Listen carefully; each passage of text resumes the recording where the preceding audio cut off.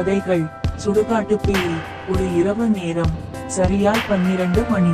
நாய் குரைப்பது கூட பேயின் உடறல் போல் கேட்டுக்கொண்டிருந்தது. ஓவர்டைம் பார்த்துவிட்டு வீட்டுக்கு போய்கொண்டிருந்தேன்.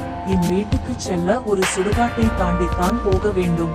அது ஆள் ஆரவமில்லாத தனியான ஒரு சுடுகாடு. சுடுகாட்டை அடைந்து விட்டேன். திடீரென மிகப்பெரிய உருவத்துடன் பேய் ஒன்று கண்முன் தோன்றியது. பெரும் சப்தத்துடன் ஹஹஹா, நான் யார் தெரியுமா என்று கூறிக்கொண்டே அவனின் அருகில் வந்தது. யார் நீ? நான் தான் இந்த சுடுகாட்டில் வாழும் பேய். நான் எப்படி நம்புவது? என்னை பார்த்தால் உனக்கு பயமாய் இல்லையா என்றது பேய். நிச்சயமாக இல்லை.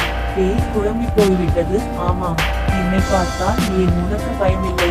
கடந்த 10 வருஷமா உன் தந்தையுடன் தான் குடித்தனம் நடத்தி கொண்டிருக்கிறேன் என்றேன் நான். பேய் வாயடைத்து போய் மறைந்து விட்டது.